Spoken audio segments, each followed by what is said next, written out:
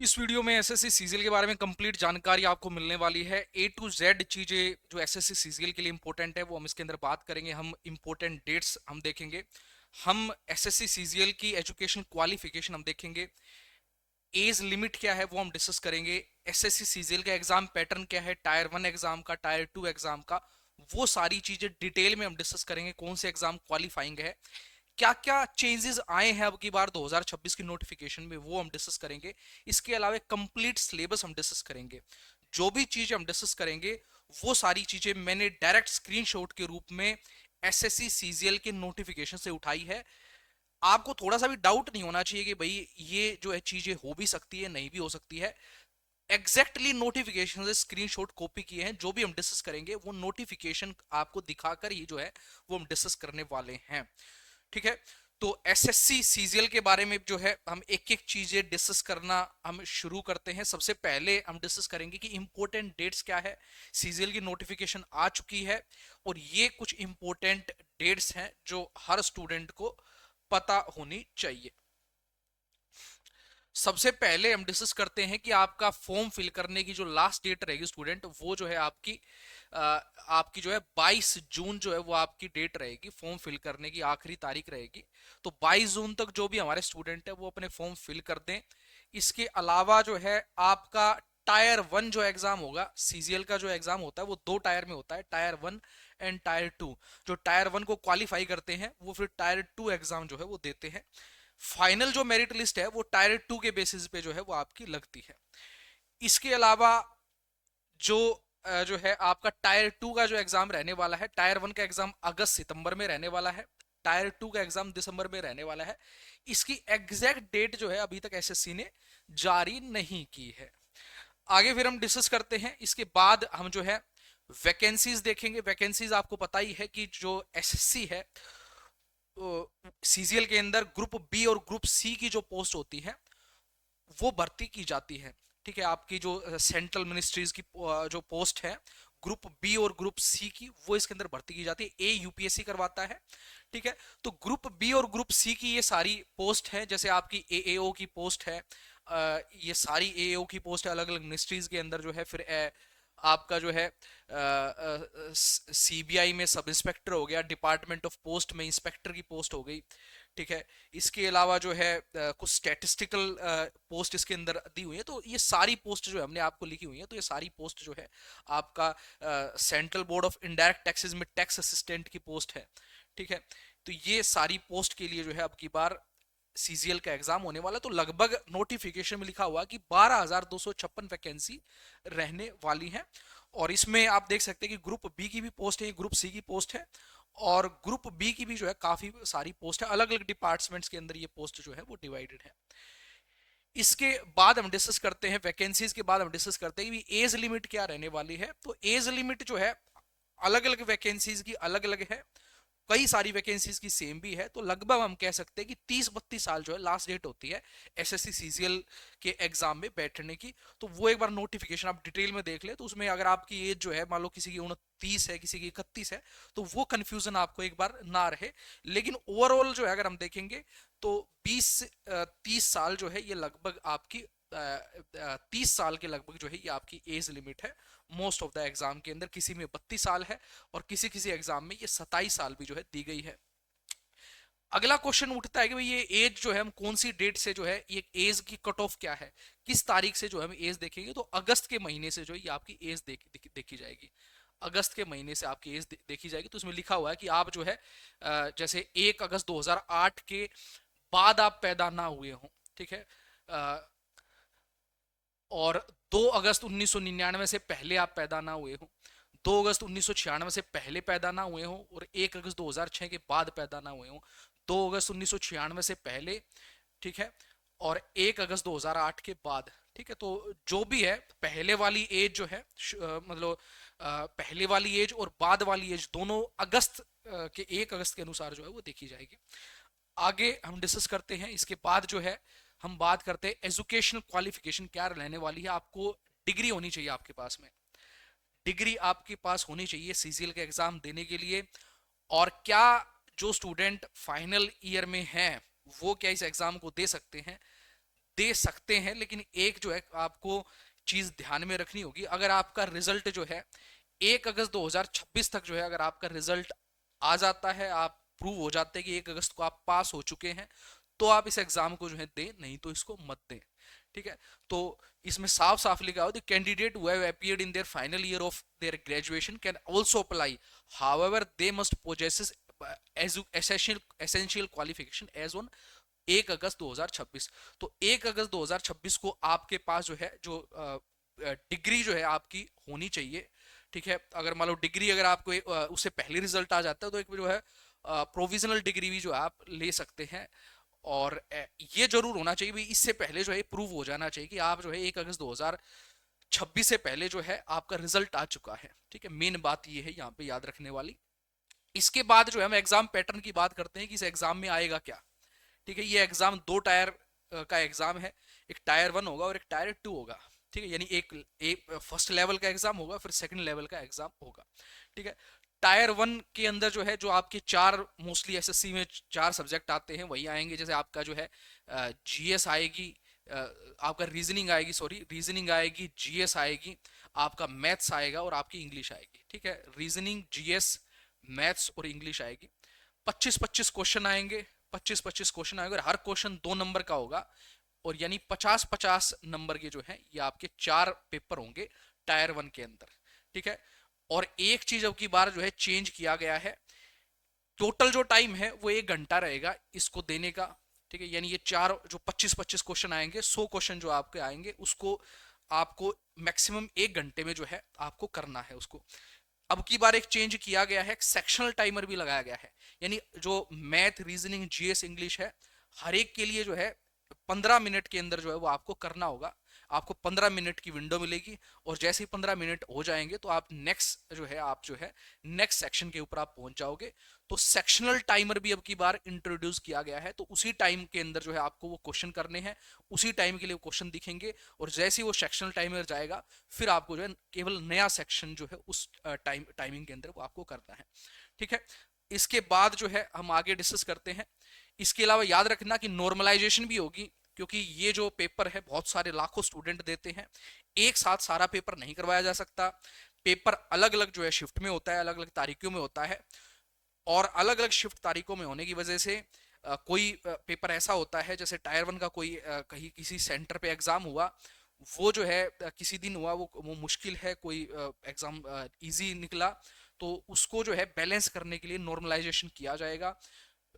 तो नॉर्मलाइजेशन की प्रक्रिया जो है आप YouTube पे कोई और वीडियो जो है आप डिटेल में देख सकते हैं किस तरीके से नॉर्मलाइजेशन होता है। बाकी कोशिश की जाती है कि जिस दिन जो है कोई पेपर मुश्किल आया हो, ठीक है, और किसी शिफ्ट में कोई पेपर आसान आया हो, तो उनको बैलेंस करने की जो है वो कोशिश की जाती है। इसके अलावा जो है ऑब्जेक्टिव टाइप क्वेश्चन रहेंगे, मल्टीपल चॉइस क्वेश्चन रहेंगे, और याद रखना कि नेगेटिव मार्किंग भी रहने वाली है। साफ साफ से लिखा है कि 0.5 मार्क्स की नेगेटिव मार्किंग रहेगी, यानी एक क्वेश्चन जो है आपका 2 नंबर का होगा, एक क्वेश्चन 2 नंबर का होगा, और 0.5 की जो है नेगेटिव मार्किंग रहेगी। अगर गलत कर दिया तो 0.5 जो है आपके कट जाएंगे, और अटेम्प्ट नहीं किया तो कोई दिक्कत वाली बात नहीं है। आगे फिर हम देखते हैं, इसके बाद हम टायर 2 देखते हैं। जो स्टूडेंट टायर 1 में की कट ऑफ को क्वालिफाई करेंगे, जो टायर 1 को क्वालिफाई कर जाएंगे, वो फिर टायर 2 का एग्जाम आपका देंगे। ठीक है, टायर 2 का जो एग्जाम होगा उसी के बेसिस पे मेरिट लिस्ट लगेगी। ठीक है, टायर 1 का एग्जाम देने के बाद जो है जो स्टूडेंट टायर 1 में क्वालिफाई होंगे वो टायर 2 का एग्जाम देंगे, और जो मेरिट जो लगेगी ये डिसाइड होगा कि किसको जो है कि क्या रैंक आई है, वो सब टायर 2 के बेसिस पे डिसाइड हो गई। ठीक है, टायर 2 के एग्जाम में भी वही सब्जेक्ट होंगे जो टायर 1 में होंगे, बस डिफरेंस इतना होगा कि टायर 2 के अंदर क्वेश्चन थोड़े से मुश्किल हो जाएंगे, वही ऑब्जेक्टिव टाइप क्वेश्चन रहेंगे लेकिन क्वेश्चन थोड़े मुश्किल हो जाएंगे। वही पेपर रहेगा आपका, मैथ का एक पेपर रहेगा, ठीक है, रीजनिंग का एक पेपर रहेगा, ठीक है, एक पेपर आपका जो है इंग्लिश का रहेगा, और एक पेपर आपका जीएस का रहेगा।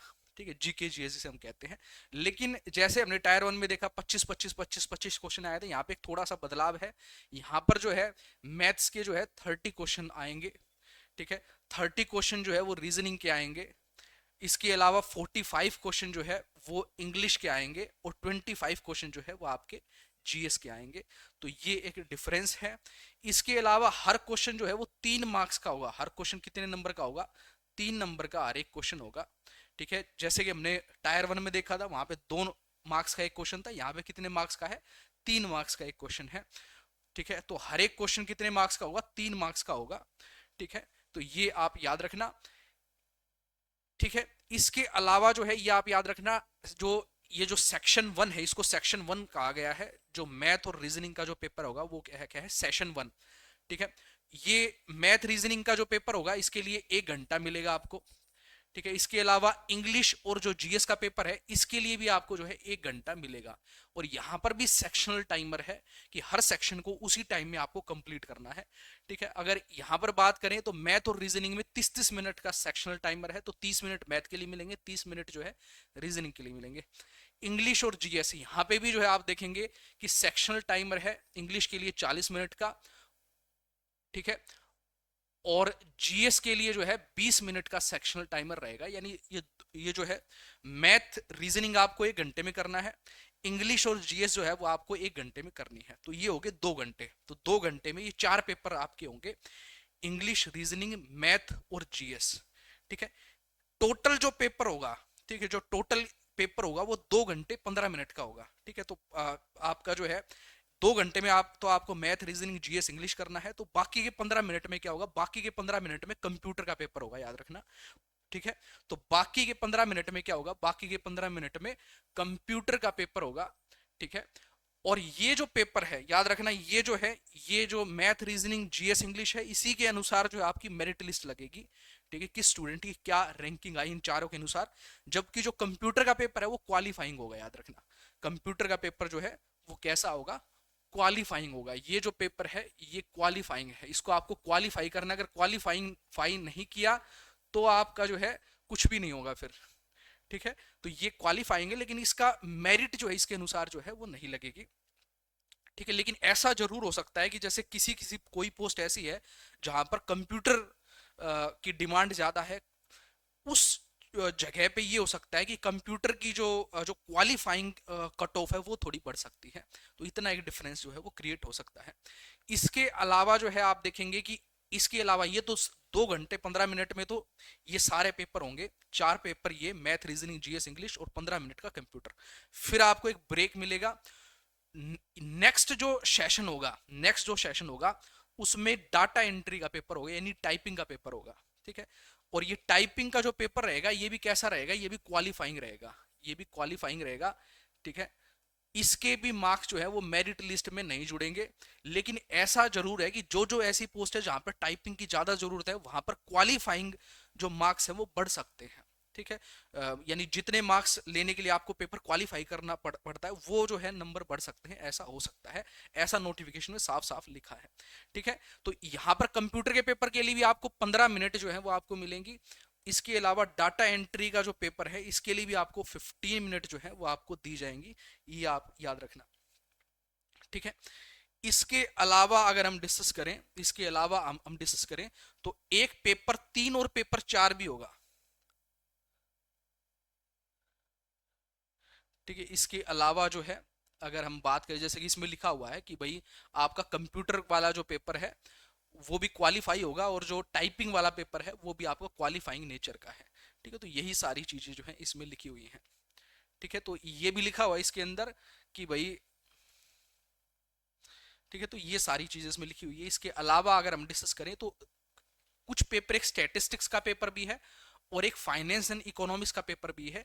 ये सब स्टूडेंट का नहीं होगा, ये उन्हीं स्टूडेंट का पेपर होगा जो इन जिन्होंने जो है फिल किया होगा अपनी जो पोस्ट प्रेफरेंस होती है, जिन्होंने फिल किया होगा, जैसे जिन्होंने जूनियर स्टैटिस्टिकल ऑफिस फिल किया है। ठीक है, या जिन्होंने जो है फिल किया है statistical statistical investigator grade second जो है जिन्होंने फिल किया है अपनी पोस्ट प्रेफरेंस में, और उनकी कट ऑफ जो है उन्होंने क्वालिफाई कर दिया है, जो टायर 1 है वो क्वालिफाई कर दिया है। तो उन स्टूडेंट का जो है ये पेपर होगा स्टैटिस्टिक्स का। और इकोनॉमिक्स एंड फाइनेंस उन स्टूडेंट का होगा जिन्होंने, इकोनॉमिक्स एंड फाइनेंस का जो है उन स्टूडेंट का पेपर होगा जिन्होंने पोस्ट फिल करी है। ठीक है, जैसे असिस्टेंट जो है ऑडिट ऑफिसर और असिस्टेंट अकाउंट ऑफिसर की पोस्ट जिन्होंने फिल की है उनका होगा फाइनेंस एंड इकोनॉमिक्स का पेपर, उनका होगा। ठीक है, तो ये केवल उन्हीं का होगा, बाकियों का नहीं होगा। इसके अलावा स्टूडेंट, इसके अलावा याद रखना, इसके अलावा याद रखना कि जो टायर 2 का एग्जाम होगा, जैसे हमने मैथ, रीजनिंग, जीएस, इंग्लिश हमने डिस्कस किया, जो टायर 2 का, टायर 1 में जो नेगेटिव मार्किंग थी वो -0.5 थी, टायर 2 के अंदर जो है एक नंबर जो है वो काटा जाएगा कोई भी गलत क्वेश्चन करने पे, और सही आंसर करने पे जो है 3 नंबर जो है वो उसके दिए जाएंगे, ये आप याद रखना। इसके अलावा जो है हम मिनिमम क्वालिफाइंग मार्क्स देख लेते हैं। 30% जो है आपको मिनिमम क्वालिफाइंग मार्क्स लेने हैं।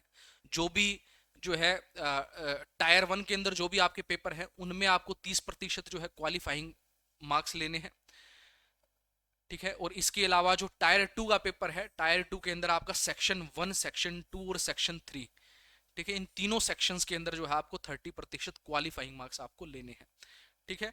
और जो भी आपकी टाइपिंग टेस्ट होगी, टाइपिंग टेस्ट आपका 15 मिनट का टाइपिंग टेस्ट होगा, उसमें ये भी लिखा हुआ है कि आपकी 20% से ज़्यादा जो है, अगर आप जनरल कैटेगरी से हो तो 20% से ज़्यादा आप गलती नहीं कर सकते।